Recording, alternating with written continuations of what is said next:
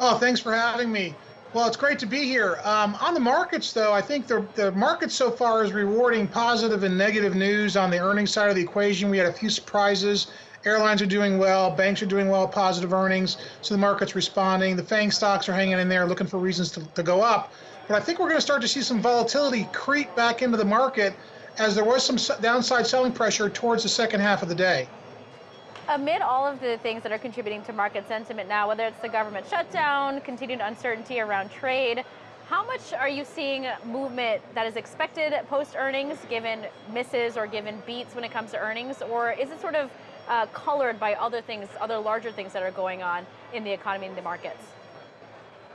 Well, I think right now the market's purely reactive to earnings and sentiment is adjusting on that basis. I don't think the shutdown has really impacted the markets yet because we really haven't seen the GDP numbers be affected, even though we're estimating 5 basis points to 10 basis points a week will be taken off the top of GDP for every week of the shutdown.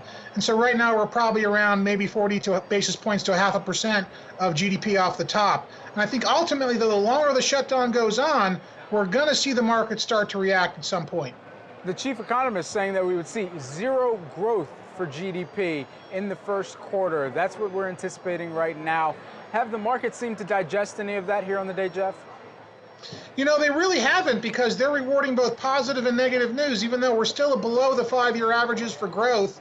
The earnings estimate's about 4.5% off last quarter, so companies are still making money, people are still spending, employment is still good, so there are some bright spots. But there are some negative spots coming up in the economy. The 25% mortgage application fall off we had last quarter is not just for the big banks. It's going to resound through the entire real estate segment. And so when that finally comes to pass, the market will make some adjustments. So I think what we're going to start to see is volatility creep back into the market based more on the slowdown in real estate than anything. And then, of course, the longer the shutdown goes, that will impact the market at some point as well. Given what we saw at the end of 2018 with the sell-off and the extreme volatility, what do you make of what we're seeing in terms of market performance thus far this year? Is it what you expected? Well, you know, nobody expected us to catch back 13% in 2 weeks or 3 weeks after the 19.8% drop from the peak. And so that was kind of a very quick snapback. But I suspect that we're going to keep waffling back and forth as the market seems to have some shifting sands at its feet right now based on the sentiment. I feel like we're going to be more volatile over the next 30 days until the shutdown finds its way to get resolved. Broader here, what are you expecting from the Fed this year, especially as they are being more data dependent and the signs of flexibility that it seems that they're going to show would kind of give a little bit of positivity among traders here to add fuel to the markets as well? Well, it really did. When the Fed punted from March to May and they talked about the potential of rates being neutral, you know, that was a really great sign. But now the Fed really had the carpet pulled out from underneath them for any hope of raising rates in May. They're obviously not going to do that with the government shutdown impacting the broader economy.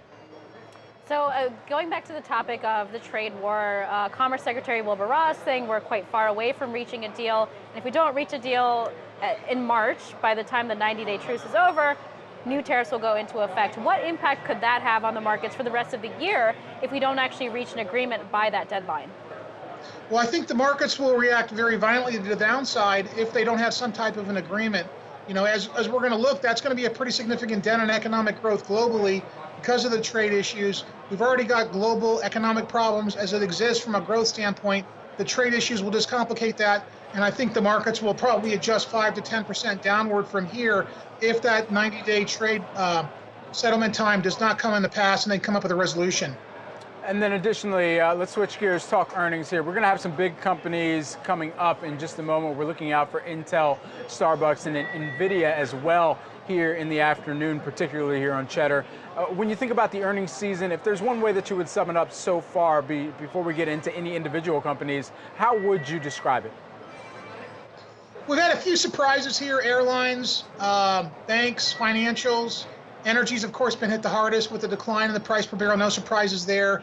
But I think the real surprise will be what happens going forward in relation to banks if they can keep making money despite the real estate market getting hammered and applications dropping in the mortgage industry.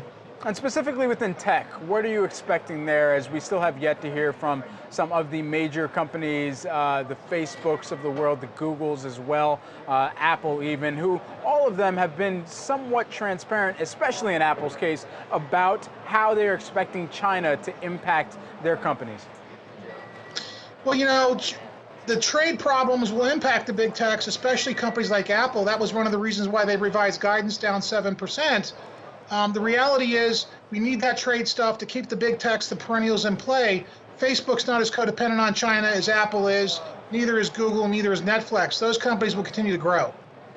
All right, we are getting some breaking news coming in. Stick with us, Jeff, for just one moment here. We're starting to get some of the numbers for Intel as they have just reported fourth quarter and full year 2018 financial results. Our viewers are seeing some of the numbers across the bottom of the screen. It looks like the revenues are coming in at a miss, that coming in at $18.7 billion versus the $19.01 billion estimate. EPS coming in above the expectation though, so mixed bag here. That comes in at $1.28 versus the $1.22 estimate as well. Jeff, we were talking about tech. We're going to dive into this one just a little bit more, but we appreciate time that you've spent with us here on Cheddar Closing Bell as well. Jeff Small, president of Arbor Financial and author of Turning Financial Planning Right Side Up. Thanks so much, Jeff.